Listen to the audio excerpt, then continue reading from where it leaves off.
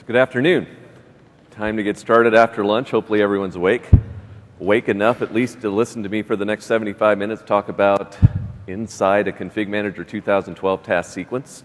My name's Mike Niehaus. I'm Senior Program Manager with the Solution Accelerator team at Microsoft and have been working with task sequences inside Config Manager and with MDT Light Touch for several years. So this session is kind of a bit interesting because we want to talk about how the engine itself is working. So it's kind of an odd way of going through a task sequence. Let's try to go through this one step at a time and look at each step in the process.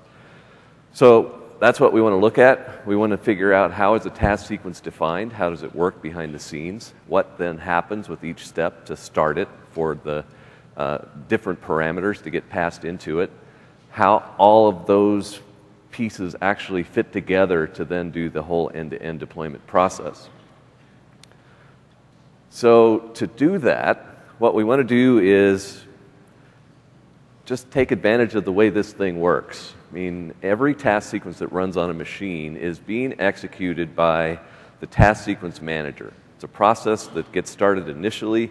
It figures out what steps need to be executed, and it just sequentially executes each one, evaluating which conditions are satisfied, which ones aren't, what's the command line that I want to execute, what are the different variable values that need to be substituted and passed in. So it's walking through the process one step at a time. For each step, it's going to execute a command. What that command does really is up to that particular step. The engine doesn't care, doesn't really have any knowledge of what the underlying commands are doing.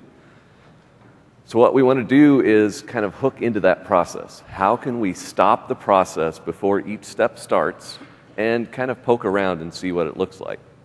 So I mentioned that TS Manager is a process that's running and everything else becomes a child.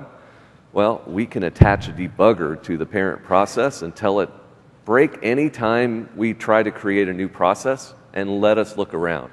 So that's the whole setup. Can we hook a debugger into a task sequence, telling it to attach to its parent process? It will then break at each step along the way. We can look at things, and when we're ready to go, tell the debugger, okay, go to the next step. And then we can look to see what the next step's going to do. So it's really just single stepping then through each step in the task sequence.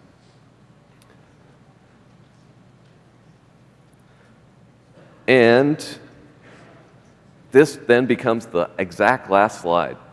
I don't have any other slides to go through in this session. We're going to try to do just basically a solid demo from this point on, just walking through each step in the process.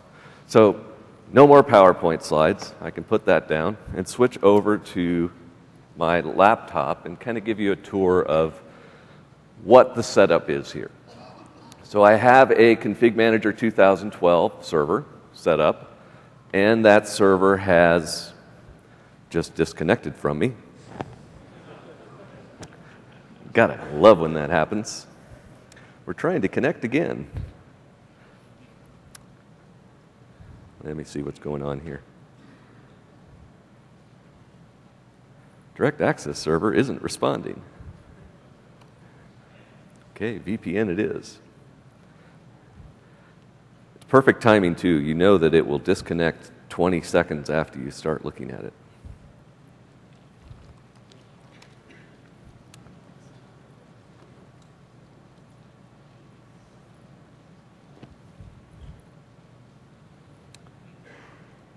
Okay, VPN's up.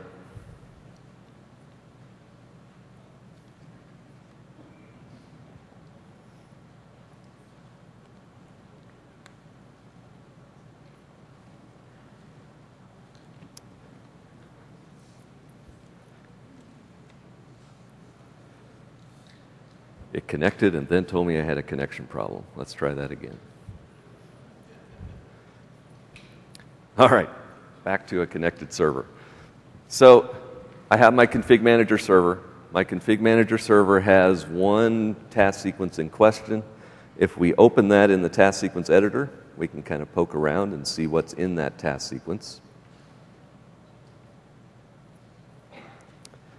And it's really a standard config manager task sequence created by MDT 2012. There's just a couple of extra steps that I've added into this process. So one in the initialization phase at the beginning called inside TS attach that runs a script inside TS attach.wsf. Later on in the task sequence, there's another step that will run once we're in the new operating system that will also run the same script to reattach. So basically, we start the debugger, we start the scripts running in Windows PE initially because I'm doing a bare metal deployment, and then after we reboot from Windows PE into the full OS, we had to do it again. So we had to reattach to the process. So we've got a second step down here as soon as we've restarted the computer to reattach to the task sequence manager to then be able to step through that. So other than that, this is a standard task sequence. Has a lot of steps in it, so we'll go through some of them in a little more detail, some of them fairly quickly, but we'll just get to a point where we can do that. So let me minimize that. And before we get deeper into that, we want to talk a little bit about what's going on behind the scenes. So I have a set of scripts.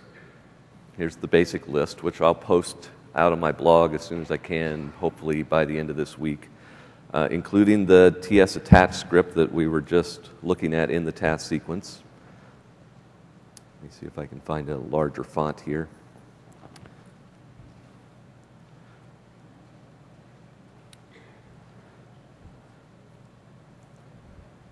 My client machine's running Windows 8 and it's not getting along with Zoom It today, so I will try to make things a little bigger here so that we can actually see it. It's a little too big.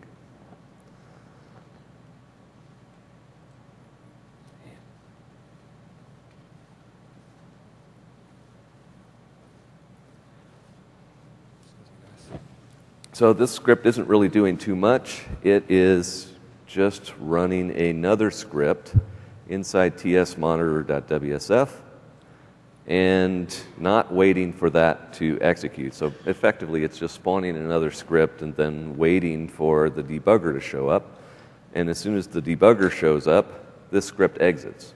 So its sole purpose is really just to spawn something that runs outside of the task sequence. Starts another process to watch what's going on inside of the task sequence.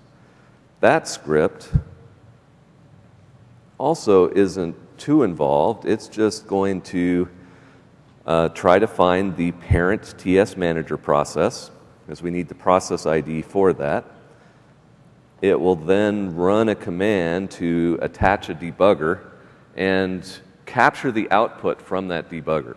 Now, it's kind of hard to go through and see that in this script, but basically the debugger is going to write its output to a file, and there's two certain lines that we want to look for in that file. One is a line that says we've hit the breakpoint, which means we're about to start another process and we want to poke around. And then there's another one at the end. If we see a message that says NTDLL terminate process, that means the parent, the TS manager, is about to exit, which happens right before the machine reboots. So at that point, the script knows that, oh, I'm done. I can go ahead and exit. So then what happens each time it hits that breakpoint is it runs an HTA. So it uses the MDT wizard framework from Light Touch, if you're familiar with that, running inside of a config manager task sequence, which works fine. And that will display details about the task sequence. What step are we at? What variables have been defined? What's the definition of the step that we're about to run? And just lets us poke around, and then when we're done, we can go back to the debugger and tell it to continue. The debugger that it's using is ntsd.exe, just a standard Windows debugger. It can run in Windows PE, it can run in the full OS. I know very little about debuggers. This isn't a session about debuggers. I know exactly 3 commands, which is all I need to do with this. I need to tell it I want to set a breakpoint on create process. Fairly easy. I want to continue after it's hit that breakpoint. Okay, that one's easy too. G, go. And then a third one is just to exit. Now, Another command that we'll look at as we're going through is du for dump, because we can dump out the parameters that are about to be passed into create process, but I didn't know that one. I had to ask someone, well, I'd like to see the parameter that was passed into create process to see what command line is going to be executed. So that one's fairly easy too. So then let's switch over to a client. Actually, a couple of other background pieces before we switch over to the client. So we have the scripts that have been hooked into the process. What we'll see as we're going through is also the definitions of the steps. So every step that executes in a config manager task sequence is defined by a MOF file. So if we were to look in the C Program Files Microsoft Configuration Manager bin x64 folder, that's the install folder for Config Manager 2012, there's a MOF file called _SMS task sequence provider.mof. That actually gets imported by Config Manager as part of the installation process for Config Manager. So you may not know that this file is even present, but this is what defines every task sequence step. If we were to look at this, we can see exactly what steps are known to Config Manager and what parameters they take. So like, for example, if we scroll through here past some of the overhead items for conditions, and more conditions, we finally get to things that run different commands. So the first one in the list is a run command line option. It's defined, if you're familiar with the SMS def MOF, it's the same basic structure, just defining a task sequence step, including the parameters that it accepts. Like in this case, it accepts a command line, a working directory, success codes, package ID, just a variety of parameters that get passed into this. And then the definition also says, well, when you go to run this, the command that you would execute is up here, SMS swd.exe, and then it passes in %1 and %2. Well, %1 is, where is %1? There it is. Command line argument 1 is the package ID. So if your run command line step needs a package, that would get passed to it. And then %2 is the command line itself. So when you do a run command line step in Config Manager, it runs SMS swd.exe, SMS swd.exe. If you've specified a package, we'll go ahead and acquire that content, download it, and then it'll execute the command that's passed in. So that's the simplest example for the run command line, but you'll also see additional ones in here, like for a reboot action. It takes in a few parameters, it runs a command, installing updates, installing software. Every single task sequence step that you see inside of the task sequence editor is defined in here. So that's the base set of task sequence actions.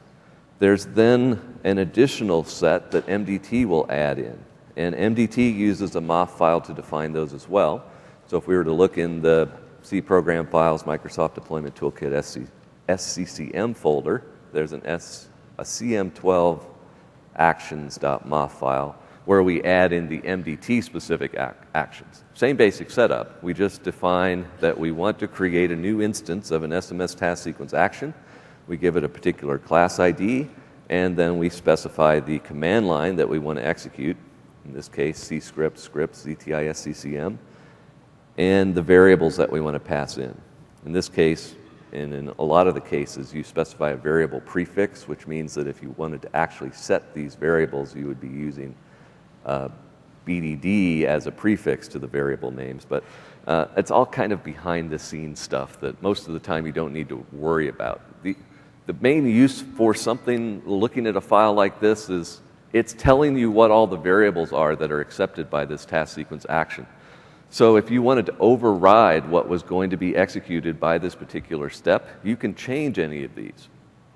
So, for example, this one here, which just turned blue, this one says to run C script ZTI validate.wsf. It passes in image memory, image processor speed, image size, which is basically the variables that it inputs to figure out what should it validate against. You could set task sequence variables before this step executes to different values, and it would override these.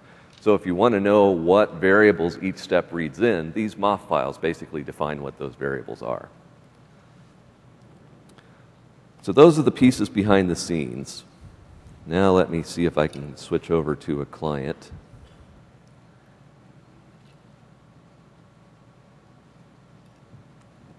So I have a client here that I booted into Config Manager Boot Media.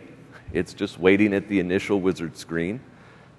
And at this point I can click Next and see the list of task sequences that are available, the same list that we saw on the server. I'll select the first one inside TS ZTI Windows 7 x64 and tell it to go ahead and execute that. So we can see initially we saw the debugger window show up in the background.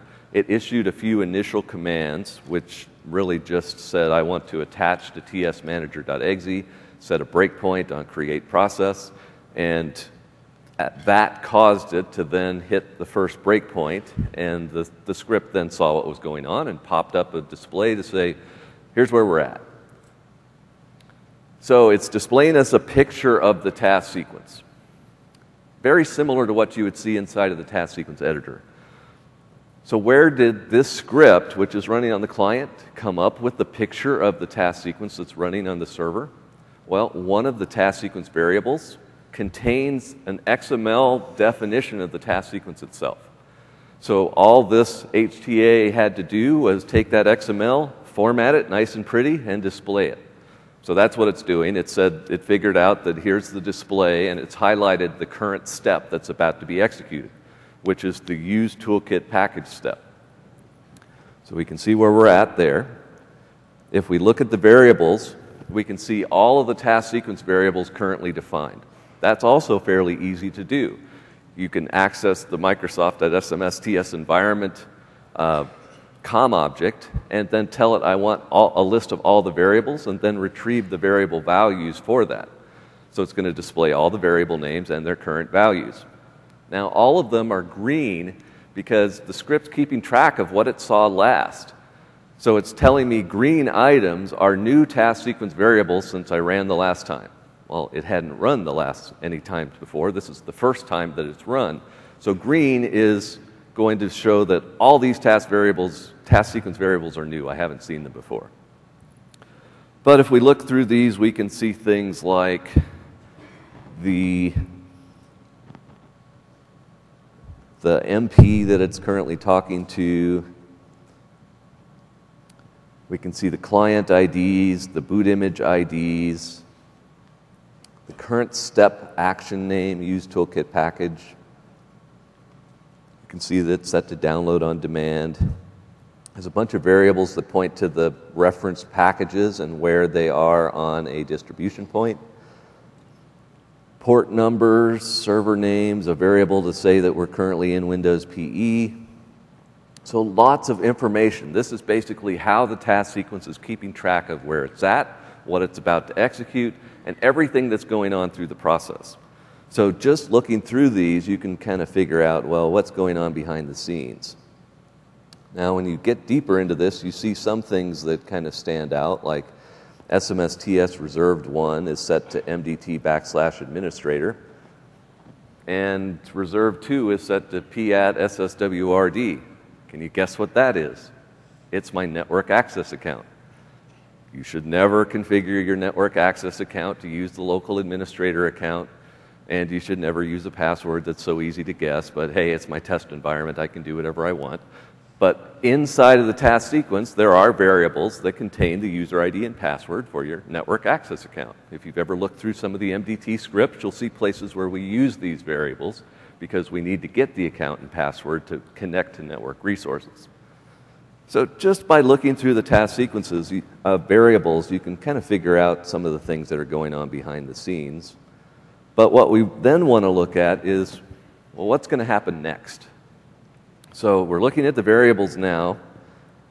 We can look at the definition of the step that we're about to execute, which we're showing in two different ways.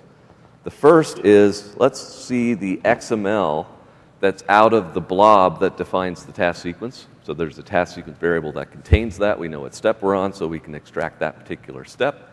We know here that we're about to run smsswd.exe, cas006, cscript.exe, ztisccm.wsf, and it passes in a package ID of cas0006. That's the package ID of my used toolkit, MDT toolkit package. And then below that, we can see the MOF definition for that same step, which, not surprisingly, says same command, same package ID parameter. We can also click the log button, and it just launches the cmtrace.exe, which is the new version of trace32.exe. It's the first time I've run it in Windows PE, so it wants me to make it the default. That's fine. But then it'll open the smsts.log from its current location and show us the last line that it logged was, I'm about to execute a command. So as far as the task sequence engine is concerned, it's running the command and it's just waiting for it to come back. But since the debugger got involved, the debugger stopped it from actually creating the command, and we're now just sitting waiting to see what's next. Okay, so that's all the background now. So if we're done looking at this particular step, we can just click Finish here, and we're back to the debugger. The debugger's just sitting at a breakpoint waiting to go. I can type G to go, and it will then begin to execute that command. So if you're familiar with an MDT task sequence, the first step, the use toolkit package, downloads the entire MDT toolkit files package source to the local client cache. But we need that content in lots of different places throughout the task sequence. So we don't want to download that package every single step along the way. So the entire purpose of this step is download it and then copy it off somewhere else so that we don't need to do this again, and set a task sequence variable to remember where we put it. So we can then reference that task sequence variable in every step after so that we don't need to download this content over and over again. So we saw initially the progress dialog showing as it was downloading the content. Now, since that's completed, it's running the ZTI-SCCM script behind the scenes. The script is copying that content to another location on the hard drive, and as soon as it finishes, it'll set a couple of task sequence variables, and then it'll complete. As soon as that's done, we can then look at the task sequence variables that it set and figure out, well, what all did it set to track the locations of that. So we now know that that step is done. The next one that it's about to execute is to check prereqs. If we look on the Variables tab, again, anything that's green is new.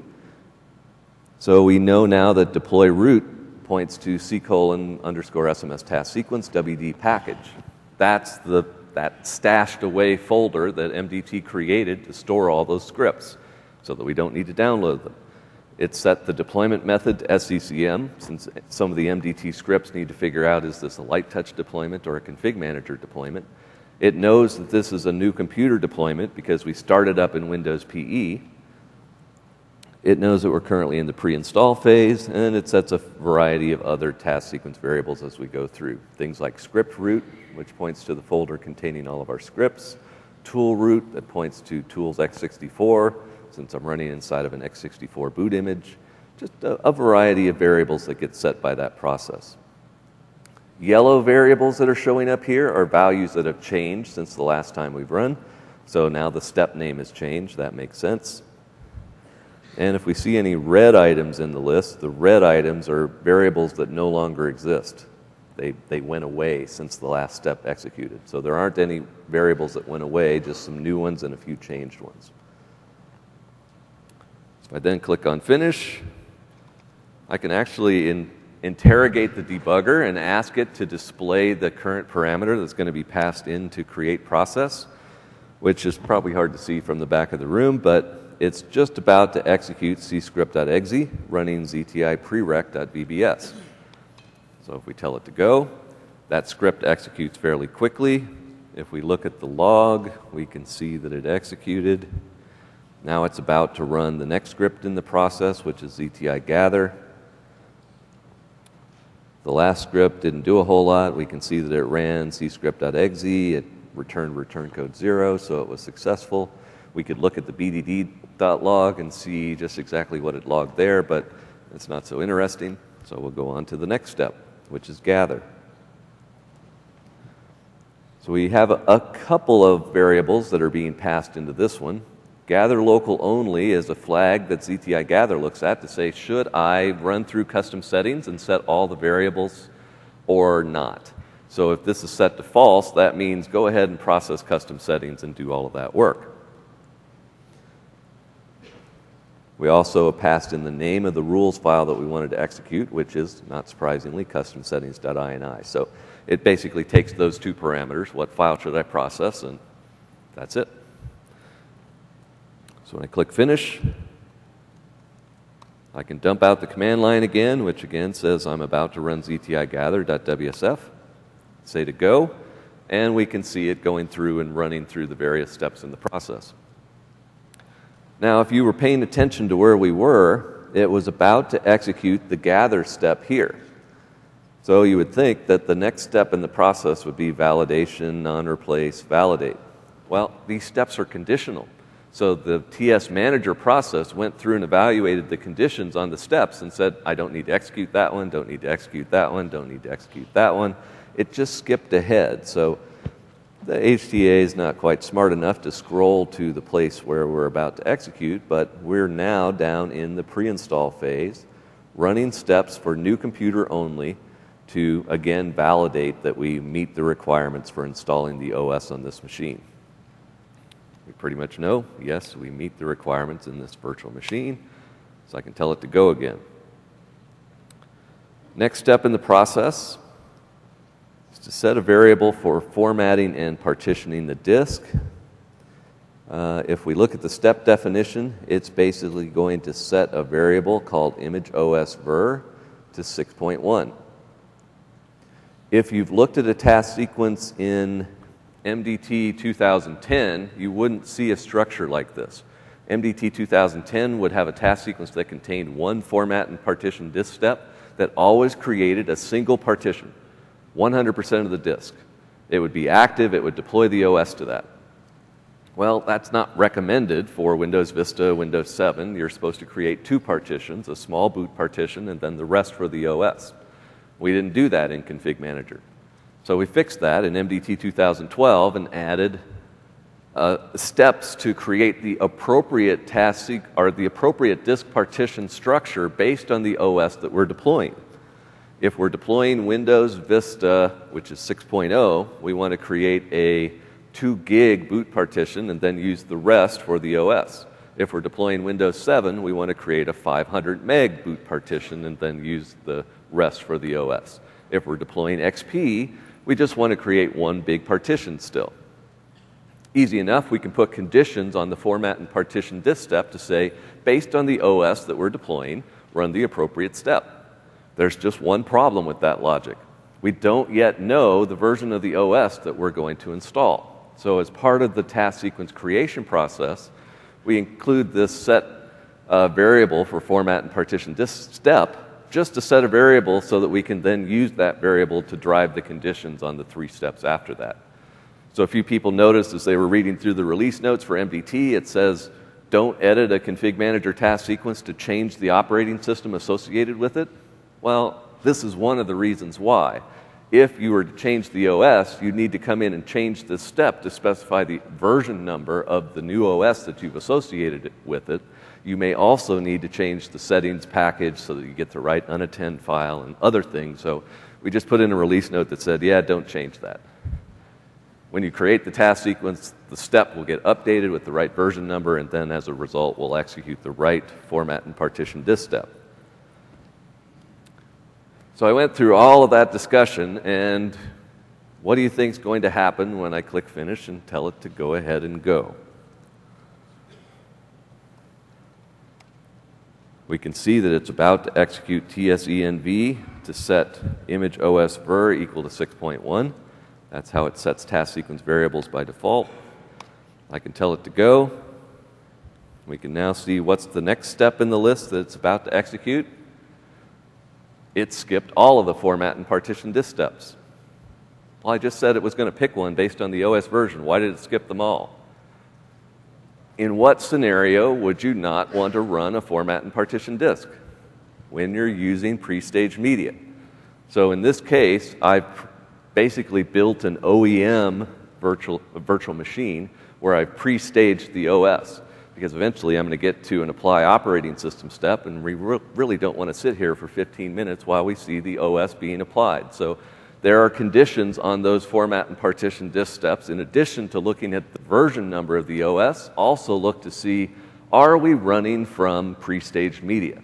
And if so, skip the formatting and partitioning, because that would end up destroying the pre-staged media from Config Manager R3 or 2012 that we've purposely staged on this machine. So it went ahead and skipped ahead to the next use toolkit package. So remember back when I said that we download the package and then copy it off to another location. We don't want to download the toolkit package for each step as we're going through. If we were to format and partition the disk, though, it would cause us to lose that cached copy. So every time you see another use toolkit package step in the task sequence, it's downloading that content again, just in case the other copy got destroyed by a previous step in the process. There was a bug that Johan ran into in MDT 2012 RC where an optimization that we put on this step caused a problem later in the deployment where the OS disk variable wasn't set. We tried to get fancy on this step and say, only execute this step if the current value of deploy root points to some place that no longer exists. In this case, it would exist, but as a result, we would forget where we were going to deploy the OS and it would break, so well, now this step runs unconditionally. So when I click Finish again here and tell it to go ahead and go, it will download the package again, even though we already have a copy the content over again, even though it's already there, and then continue on to the next step. So in a typical task sequence, you will see it download the toolkit package usually 3 times. There are some scenarios where it downloads it 4 or 5 times, but it's mostly scripts and some small tools, so it's not really going to have any adverse effect. What we have seen, though, is people try to get a little creative and say, I'm going to drop something large into this toolkit package, like a data WIM, because I don't want to put it in a separate package. That's too much trouble. I'll just drop it in the MDT toolkit package. And then MDT downloads it once, twice, 3 times. You really don't want to do that. Try to keep the size of the toolkit package down to something reasonable. So we've run again. I bet we can go through here and see that no variables changed except for the step name because, well, the location of the toolkit package hasn't changed since the last time it ran. But the step's done. It's about to run the next step, which is going to run ZTI nick config / forced capture. That's another new step in MDT 2012 that wasn't present in MDT 2010 when you created an integrated task sequence. If you're doing deployments where you're using static IP addresses, you would initially get the welcome wizard inside a config manager. And you would click on the button to set a static IP address. It brings up a dialog. You type in the IP, the default gateway, the DNS server, and all that kind of stuff, and you click OK. It would then set that information in Windows PE. However, it wouldn't have that information be persisted into the new OS. So as soon as it would boot into the new OS, it would be back to using DHCP. If you didn't have DHCP, you wouldn't be able to connect back to the network to resume the task sequence. So we inserted this step, which is another step that we borrowed from MDT Light Touch, to inspect the settings on the network adapters, extract those static IP settings that you put into the wizard, set the task sequence variables containing those values so that when it gets to the apply network settings step in the standard config manager task sequence, it'll take those static IPs, inject them into the unattend.xml, then deploy the new OS so that when it boots back up, it still has its static IPs, can reconnect and continue the process. So if you're using static IPs, you probably tried that once, cursed at Config Manager because it wasn't restoring the IP settings in the new OS, picked up the phone and called support, and they would walk you through the process of how to add a step into the task sequence to run ZTI nick config to do what we now do out of the box. So we added this primarily just to make the support guys happy because they got tired of walking people through this. So okay, I can go ahead and run that. I don't have static IPs in this case, so the script's going to look at it and say, okay, I'll save the settings, but the settings say to use DHCP, so there's not really anything that needs to be restored later. Next step, apply operating system image. So if we look at this one, it gets passed in the config file name that it's supposed to use, which, no surprise, unattend.xml. OSD image index is set to 1. So I'm not sure how many of you have ever tried to do more of a dynamic OS install where you have multiple images inside of a single WIM. You can actually change this OSD image index variable before this step executes, and it will apply a different WIM. If you're going to apply a different WIM that happens to be a different OS or different architecture, now you've got some other challenges because there are other dependencies like the unattend.xml needs to work for whatever different OS you might select. But there is a mechanism then where you could override that variable with a different value of the OS that you really wanted to install. But still, even at this point, Config Manager hasn't yet set any variables to say what OS are we deploying. So if we go ahead and tell it to go, you would think that apply an OS would take a while to apply the image, but again, we're using pre-staged media, so the apply OS step is smart enough to say the OS is already there. So I don't need to download it, I don't need to apply it, I already have everything that I need on the disk, so the step just exits. Probably setting a few new variables along the way. So let's scroll through the list and see, well, what else did it add?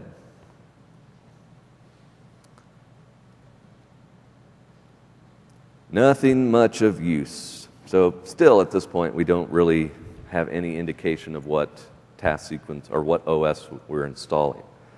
That's okay, MDT will figure it out from this point and we should be set to go. Now if you've used an OS image package versus an OS install package, you'll also see different behaviors in this process. If you're using an OS image package and not using pre-staged media, you would see it download the image package and then apply it to the disk as part of the apply OS step. But if you're using an install package, the install package would just get downloaded, but the execution or the installation of the OS wouldn't happen until later when it hits the setup Windows and Config Manager step.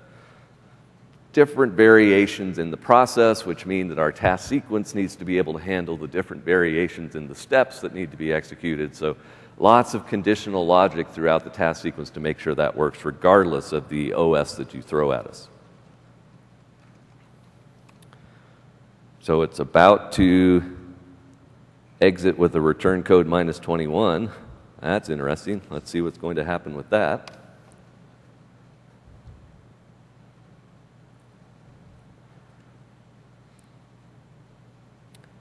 Uh-oh, my task sequence failed. My task sequence has now jumped ahead to recovering from a failure. So that's not a good sign. It's now going to run through a gather process, save the state store, copy the logs, and finally report back that there's an error.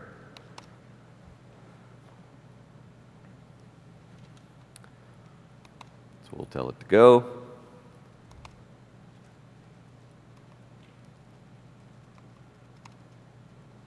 About to execute ZTI error message, whose sole purpose is to report back an error. So something in the process didn't go right. At this point, we would troubleshoot the process. We can hit F8, bring up a command prompt, look through the BDD log, SMSTS log, troubleshoot from there. But it basically just meant that it fell through the task sequence to continue on like that. That's not a good thing. Let's continue on from a different client here. Just to show you some of the variations in the way this process goes through.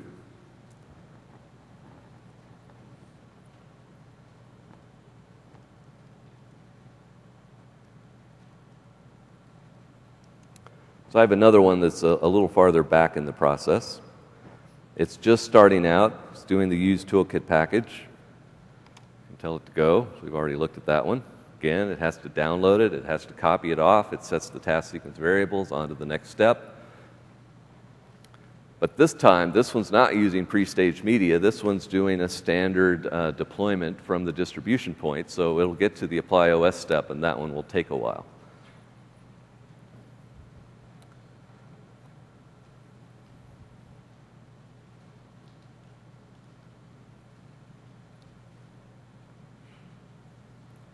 You can see the progress dialog flashing up here. It was hidden and it's being shown back again, so it flashes a little bit while it's doing that. So now it's finished downloading the package, copying it off to the other location, and then we should be able to see the progress again.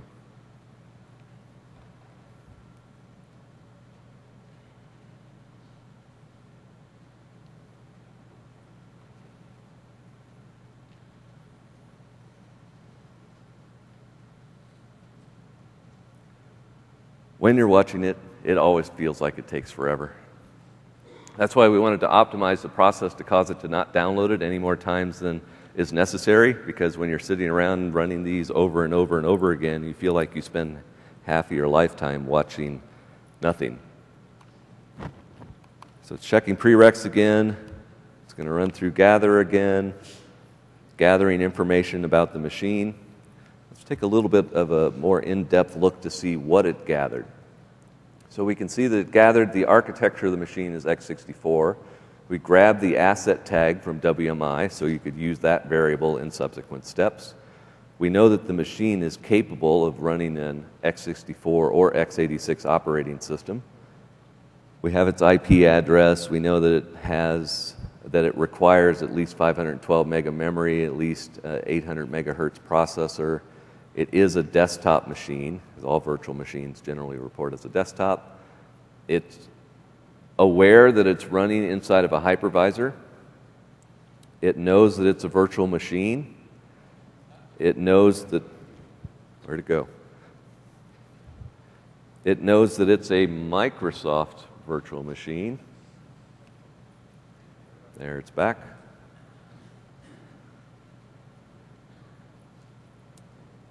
It knows what version of Windows PE it's running, because we're in Windows PE at this point. It knows the processor speed. And if we scroll down a little bit further, you'll see a few other new variables that we've added in here. It knows the virtual machine platform is Hyper-V. So it's gathered a variety of information from WMI, from the hardware, from the CPU, and set a bunch of task sequence variables that you can use throughout the process.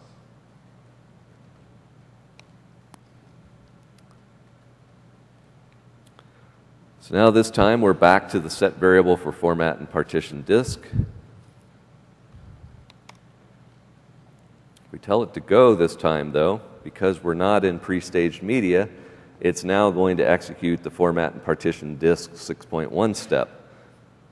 If we look at the definition for this one's a little bit more involved. If you look at the XML, it's pretty much unintelligible. When you look at the MOF, it shows that it does have quite a few parameters that get passed into it, including arrays of values. So it's much more interesting to look at it from the variable perspective. We can see that it's not been told to create a GPT disk. It's supposed to create an MBR disk. The first partition, so partition 0, OSD partition 0, should be marked as bootable. It should be formatted as NTFS. Quick format should be true. It's another one of those things that we specify by default in a MDT task sequence. In Config Manager 2007, the default is not to do a quick format, which causes things to take forever. Because we're on Windows 7, we want a 512 meg partition, and it should be a primary partition.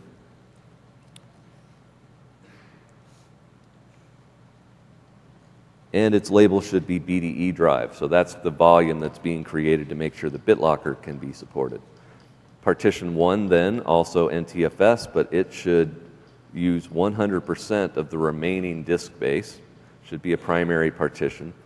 And the variable that's going to receive the drive letter that was assigned to that newly created partition is OS disk. So that's where Johan was running into challenges if, in some cases, that OS disk variable wasn't set, and as a result, the subsequent apply OS step would fail. So if we tell it to go ahead, it's going to format and partition the disk. You can see it format C, format D. And now in this case, we're back to the use toolkit package. And here it will actually download the package again because the format and partition disk wiped the disk clean. There's no more cached package available locally, so it has to download it and cache it again.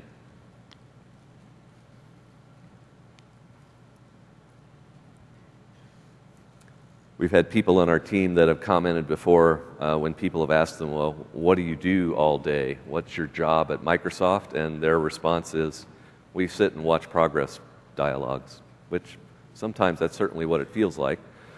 At this point, it's copying all the files off to that temporary folder again, and then on to the next step.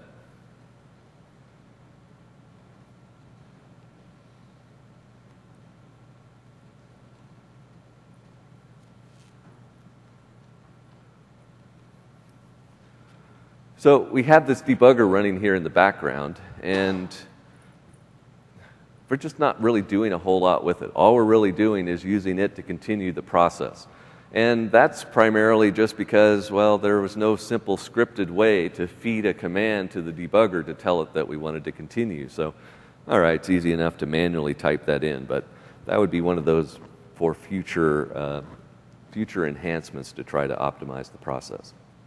So again, we're going to try to capture the network settings using MDT so that we retain any static IP addresses. And now we're to the apply operating system image step, where it's about to run osd apply os.exe, passing it in the ID of the image package and the ID of the package containing the unattend.xml and the file name of the unattend.xml. And then it says to target D:. So let's go ahead and tell that to go. So this is one of those cases where if you were using MDT 2010, you would probably not see it deploying an OS to D:. You would probably see it applying an OS to C:, because we only created the one partition. So we've had people say, well, I installed MDT 2010, I integrated it with Config Manager 2010, I created a new task sequence, I did a deployment, and all my customizations broke. What they had typically done is assumed that the drive letter in Windows PE was always C:, for the disk that the OS was going to be deployed to. And that's not the case. In this case, the drive letter is D. So you would want to be a little more adaptive to be able to look at the task sequence variables that say the target is OS disk. There's also a couple of other variables that point to the same place.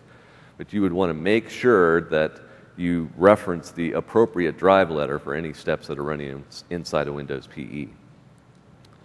So for the MDT scripts, at least, they're aware that the drive letter could be just about anything, depending on what the partition structure was before you went into it, how the reformatting and partitioning worked. It could be G, it could be H. You see all kinds of drive letters come through during that process, and you need to target then the appropriate drive letter as you're going through. That drive letter inside of Windows PE has no bearing on the drive letter that gets assigned to the operating system in the new OS once it boots up for the first time. In the case of Config Manager, the drive letter assigned to the operating system will typically be C, but there are some cases where you could take the install.wim, import it as an OS image package, deploy that directly using Config Manager, and then wonder why it ends up as D:\Windows. Well, Config Manager forces the drive letter on an image package to be the same as the drive letter that was used to capture the image, and the Microsoft Build Lab captures Windows from D Windows instead of C Windows, so as a result you end up with D Windows. So as a result, most of the time you would be told you don't want to do that, you want to use the original install.wim to create an OS install package, build a reference task sequence or gold image capture task sequence to build your custom image, sysprep it, capture it, use that new image as an OS image package, and then do your deployments like that, because then you'll end up with Windows running from C. So this is the slowest part of the process, typically. It's applying the WIM that it's already downloaded onto the hard disk to the volume. So in this case, because my task sequence is configured to download on demand, which is the default when you're creating one, it's going to be downloading everything to disk and then processing it from there. Generally, that's a good thing, but it does mean that there's going to be extra disk space requirements as it's going through this. So let's try to take some questions while we're waiting for this progress bar to go by, because it's saying that this one's probably going to take a little bit more. So if there are any questions, step up to a mic. Otherwise, I'm going to start filling in other random facts while we're watching a progress bar. Hello. Is it possible to change the variable in that, or in part of the process to troubleshoot when you're showing the debug view? To change what? Well, for example, in the XML file that you're actually presenting, is it possible to actually write some type of script to go back in and change it at that point, to change any variable? So the question is, you wanted to change one of the task sequence variables, so basically interfere with the process and try to see what would happen. Exactly. Yeah, you could certainly do something like that. Like at this point, I'm applying a WIM, so let me move that progress bar out of the way. Press the F8 key to open up a command prompt, because I always enable that. And at that point, I could type tsenv blah equals my new value. So I can set a task sequence variable like that just by running tsenv to do that. Now, I talked before about the logic to dump out those variables. What we're doing inside the HTA is basically just a simple script that looks like this. Create object, Microsoft.sms.ts environment.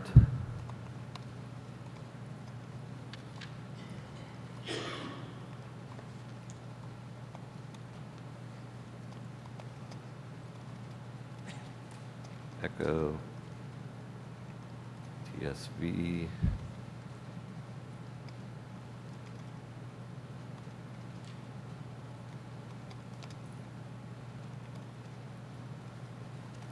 So if you ever wanted to dump out all the task sequence variables, you can do that.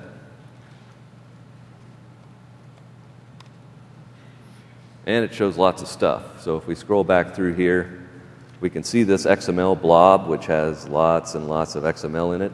We don't display that in the HTA because it just is noise. It shows way too much information that's not really readable anyway. And of course, what I really wanted to see scrolled off the top, so let me pipe that. So we can see here that the variable that I just set, blah, is set to my new value. So you can set variables like that. You can also change variables. So like maybe I wanted to see, well, what would happen if I was running on a laptop? I could say tsenv is desktop equals false, and then say tsenv is laptop equals true. And now from this point forward, those variables would be set to see, well, what happens when I do this task sequence on a laptop? So some simulations that you can do there. So any other questions while we're waiting for the final progress tick to go by?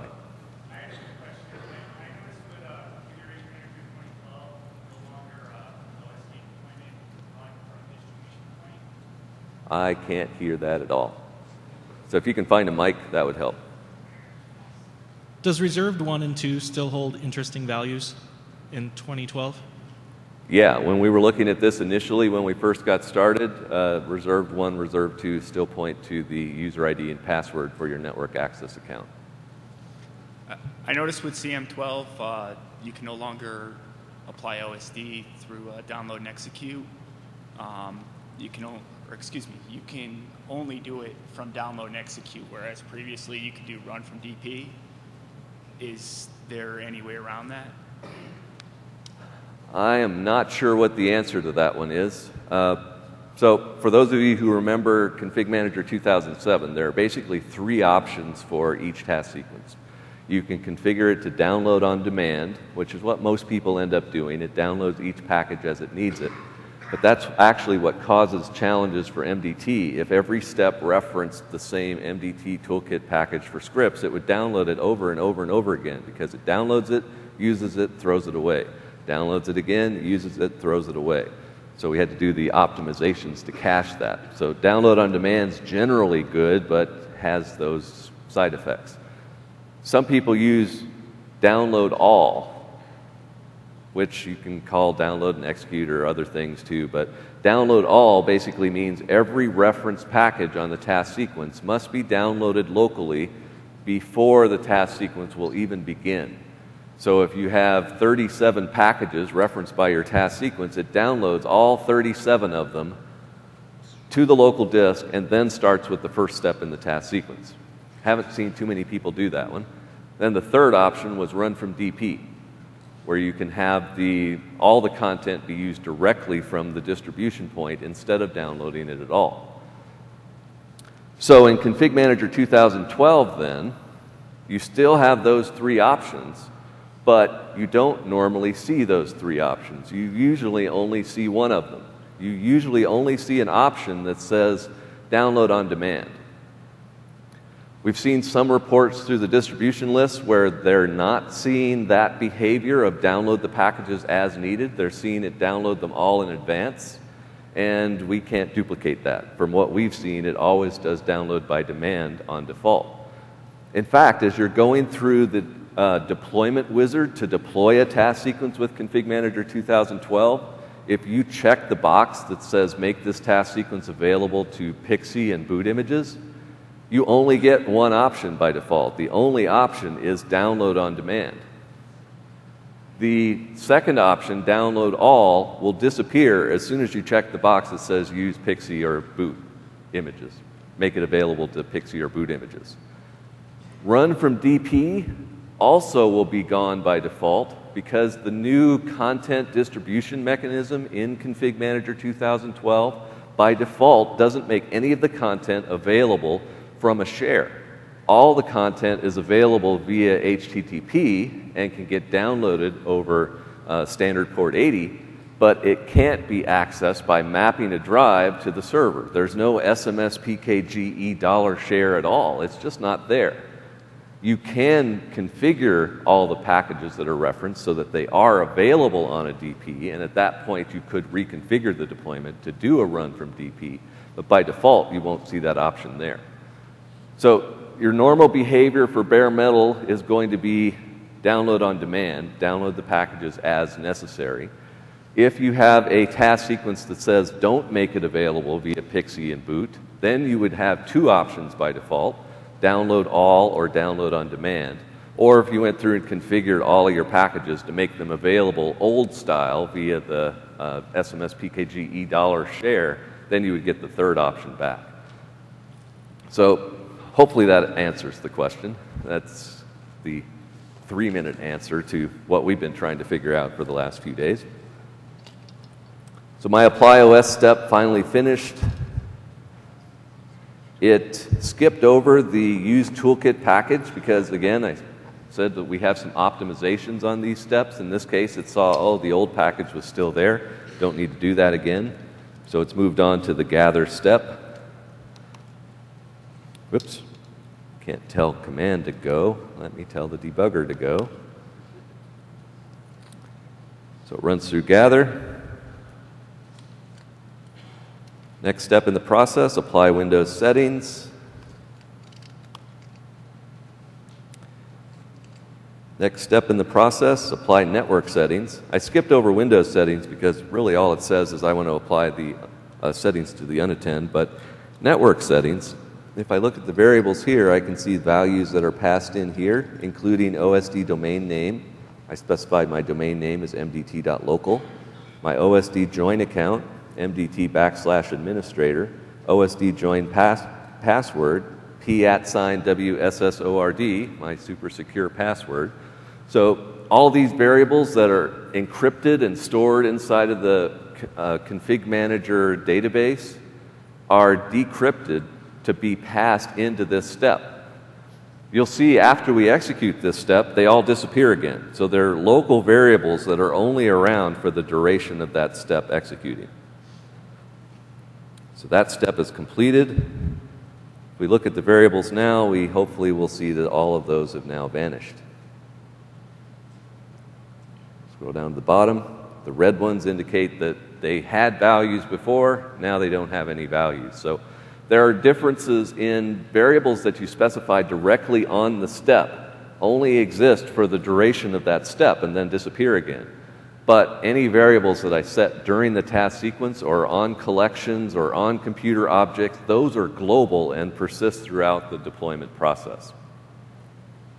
So if I wanted to, if I had a step in the task sequence that said OSD domain name mdt.local and I wanted to override that, all I'd have to do is set OSD domain name to some other value before this step executes, and as a result, it would then use the overridden value instead of what was configured on the step. So MDT leverages that in a lot of different cases. Any variables you set via custom settings or via task sequence variables in steps earlier in the process are used to override the local values that are on the steps initially.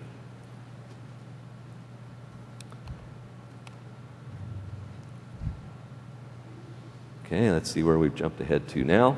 Now it's to auto-apply drivers. We should be able to see the values passed into that, saying allow unsigned drivers equal to true. If it were an XP image, it would have the path to the sysprep file.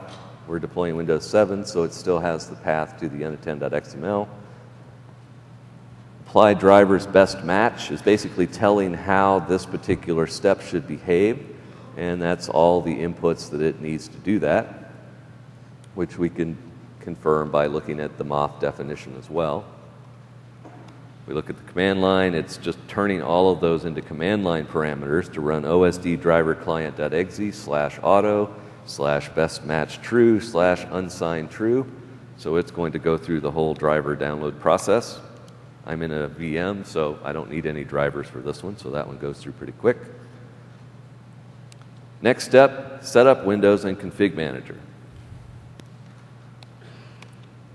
So I tell that one to go. It goes ahead and downloads the Config Manager client package. All of the files necessary to install the Config Manager client in the new OS. So it's downloading those and then saying we want to reboot. So when we reboot, we're now going to initialize Windows, go through the whole specialization process, join the domain, everything that was specified in the unattend.xml. So if we want to, well, I'll wait for this countdown to end because it's going to restart now, but it's not really going to restart now. It's just going to end. The task sequence manager is going to say, I'm done, I'm exiting, and when it exits, that's the last process in the stack. The machine then reboots, because Windows PE will reboot automatically when the last process exits. The debugger is preventing it from doing that because it's hit the terminate process breakpoint, so it won't actually continue until I tell it to exit. But this actually gives us an opportunity to look around a little bit. So remember before we were looking at Windows being deployed to D. So if we look at this right now, we can see the operating system has already been applied to the disk. We know that it puts the answer file in Windows, Panther, unattend. So here's the unattend.xml that's being used. So we can see that it's going to inject drivers from the drivers folder. We have all the different settings that are in the default MDT unattend.xml template. We can see the administrator password that I had configured in the task sequence has been encoded and put into the unattend file, so it's not stored in clear text, but it's not terribly secure either. If we were to look at what that value is, it's just a base 64 encoded string. which if you go out to Google and search on base64 and paste that into one of the web pages, it'll tell you what that value actually decodes to. Registered owner, locales, UI languages, dialing codes, all the different settings that you can put into the unattend. Config manager is just making sure that unattend file is in the right place for Windows to find it, so that when it boots up for the first time, it goes through and processes all of those settings. There is also then a setup complete.cmd file, which gets put into D Windows setup scripts. And that's how the task sequence continues again. So by default, the task sequence isn't around anymore. There's no config manager client, there's no task sequence service, there's nothing to say keep going. So this setup complete file is a standard Windows thing that Windows will automatically run when the OS is finally completely specialized and up and running. In this case, it just says to run osd setup hook.exe/execute, which causes the remainder of the task sequence to run. So it'll hook itself into WinLogon, it'll prevent the logon screen from showing up, it'll run the task sequence engine and continue the process from that point on. So at this point, we can't tell it to go because it says there's nothing that I can go on. This process is exiting. I'm just giving you one last chance to look around. So all I can do is say Q to quit out of the debugger, and now it will reboot into the new OS. So let me escape out of that. I don't want to boot back to the CD that I used to start this process because that would start it all over again. But now it'll go through the specialization process, and the new OS will come up and running, and we'll continue on from there. So that's going to take a few minutes. Any other questions while we're waiting for Windows to initialize? Can we deploy the OS to a VHD? Can you deploy the OS to a VHD? If you're using MDT 2012 Light Touch, we included a couple of task sequence templates to do bare metal VHD deployment. So as part of that, we would go through the same basic process of formatting and partitioning the disk, but then instead of installing the OS directly to that disk, we would create an empty VHD, format and partition that empty VHD, and then deploy the OS into the VHD, and then configure the BCD to boot into the VHD instead of booting directly to the disk. That works out okay with MDT because we can fix up our scripts to make sure that that whole process works end to end.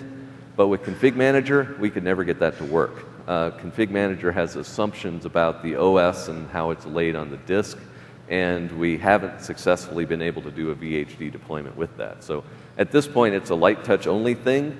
We haven't completely given up, but at this point, yeah, it's a light touch only scenario. Any other questions while we're waiting for Windows to apply system settings?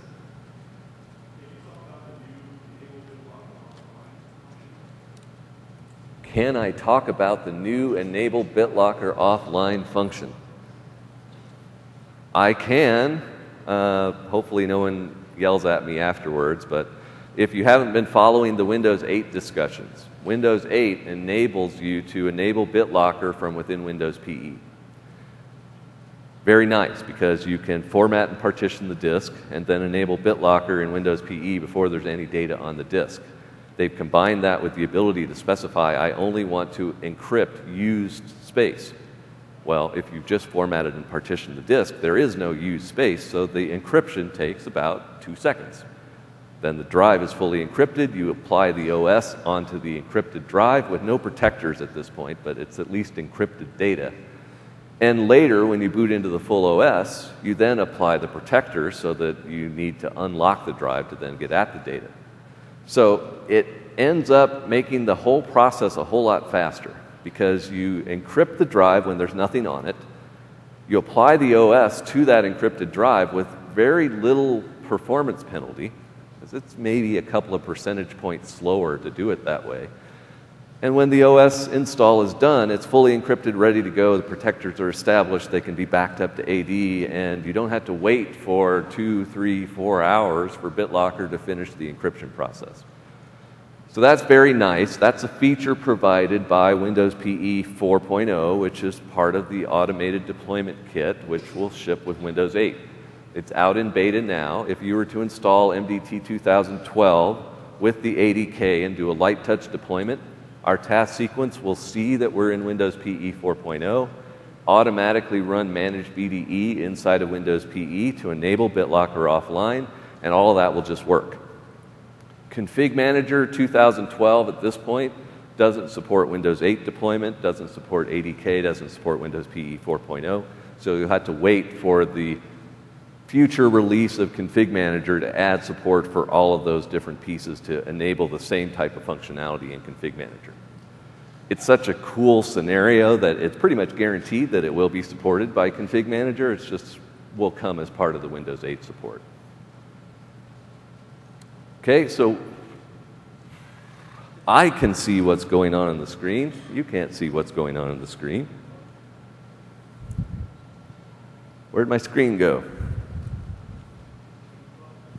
There it is. So we're now in the full operating system. It's been through the whole specialization and UBI process. It didn't stop at all because the unattend file was there. It ran setup-complete.exe, setup-complete.cmd. It ran the OSD setup hook executable, which is now resuming the task sequence. Its first task is to continue the setup Windows and Config Manager step. So remember, that was the step that was the last one running in Windows PE that downloaded the Config Manager client. It says reboot and rerun me. So this step actually runs twice. It runs once in Windows PE, and then it runs again in the full operating system. The first thing it has to do in the new operating system is install the prerequisites for the Config Manager client. So the only way I've figured out that that's what it's doing is when it's doing that, you just see dots on the second progress dialog. When it gets to the actual client install, then you see the actual messages coming from the MSI for the CCM client. So if you want this process to run faster, make sure all those prerequisites are baked into your image. In this case, I don't have those prerequisites baked into my image, so the process of installing those actually takes longer than installing the Config Manager client itself, takes longer than applying the WIM to the hard drive, adds a significant amount of time to the deployment process. Bake these into your image, all that time goes away, and it's a much faster process overall. So any more questions while we're waiting for yet another set of progress dialogues? It resets back to the beginning for each new prerequisite that it's installing. So we might see it go past this point 5 or 6 more times before it's done. Sure.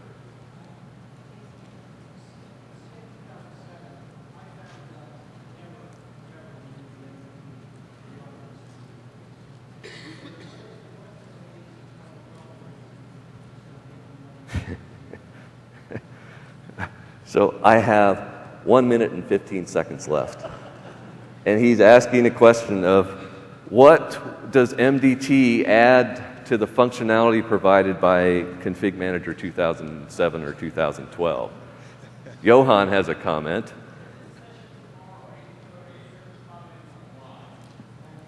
Yeah, so check out Johan's session tomorrow morning. He'll spend the entire session talking about why. Well, most of the session talking about why. There is no doubt, there's no question, 100% guaranteed that you can do OS deployment with Config Manager without MDT. However, we provide additional functionality, additional tools, pre-configured task sequence, pre-tested task sequences, just make it simpler. So it's all about trying to let you be more productive, not have to spend so much time taking the initial task sequence and then tweaking it out to what you finally need to do to get your deployment process working. We want to make sure that it just works start to finish. Like some of the steps that we were walking through and talking about are problems that you would never even know existed in a deployment process. We've already figured them out and added the necessary steps into there. Let's look at even something simple where you want to add a VB script into your package to run a custom command.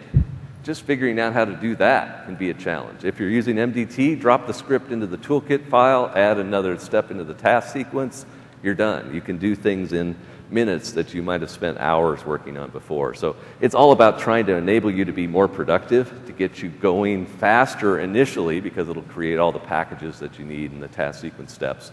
But then after that, it's all about trying to provide that additional functionality that when you initially get started, you don't even know that you need, but when you start customizing it, that's when you really want to look at MDT and say, are there things in it that it's already done that could save me time overall? So at this point, it finally got around to installing the config manager client. That'll happen. Then it moves on to the next step. We'll reattach the debugger, and it'll continue on from there. We're out of time, though, but it would be the same basic process from that point on. We could look at each step, look at the command line, look at the variables, tell it to continue, and single step through the rest of the process anyway. But that's kind of the type of walkthrough that we enable with this. So I will try to post this out to the blog within the next few days so that you can try this out yourself. Don't be surprised if there are some hacks required to get this to work, because there's a limit to the amount of time I was willing to put into trying to make this clean. So I do little things like the scripts that I need, I'll just embed them into my boot image. I'll just embed them into my OS image, because then I don't have to worry about finding them or having them not be available until after the use toolkit package runs. So I just insert them into the WIM so that they're always there. And then I can hard code the paths and do other shortcuts to make this work. You'll still have to download the debugger yourself. We won't be able to ship that. I'm using some of the MDT scripts to display the HTA, so you'll have to copy those MDT scripts into that same folder, but I'll document all that out as part of the blog posting to let you set up this and run through it yourself. So it's more of an education tool to let you kind of walk through the whole process and look at each step along the way and try to figure out what's going on and what's happening. It's not something that you would ever want to put into a production task sequence. This is just something to let you kind of poke around and see what's going on, or like some of the questions we're talking about, maybe tweak some variables and try to influence the task sequence just to see what would happen. So that's the type of tool. Since we are out of time, I'll just take whatever other questions you have up front. Thanks for attending. Fill out your evals, and we have another session tomorrow morning talking about MDT 2012 and what's changed in that version, including more discussions around the Config Manager 2012 integration there too. Thanks.